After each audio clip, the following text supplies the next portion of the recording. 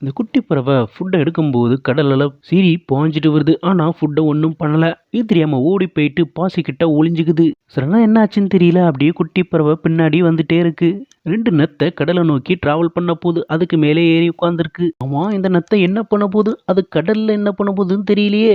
அதை கொஞ்சம் நோண்டி விட்டு பார்ப்போம். அதுக்கு கோவம் வந்து இதை அழகா டச் பண்ணிட்டு போகுது. அதாங்க மூக்கு. இந்த குட்டி நத்தைகள்லாம் சேர்ந்து கடல்ல போயிட்டு விளையாட ஆரம்பிச்சிட்டு இதை பார்த்துட்டு இது ரொம்பவே பயந்து இதுக்கு என்ன ஆச்சுன்னு தெரியலையே, உயிரோடு இருக்கா இல்லையான்னு கிட்ட போய் பாக்கு. மண்ணில் சின்னதா ஓட்டையை போட்டு அதுக்குள்ள பூந்துருது. இந்த டைம்னு பார்த்து மறுபடியும் கடலால பிச்சுட்டு வருது. அது பண்ற மாதிரியே பீச் மணல்ல துளையை போட்டு அதுக்குள்ள பூந்துருது. மறுபடியும் பயந்து ஓடிடுச்சா இல்ல என்ன ஆச்சுன்னு பார்க்கும்போது குட்டி நத்தை அதுக்கு ஃப்ரெண்ட் ஆகி அதை தட்டி எழுப்புது.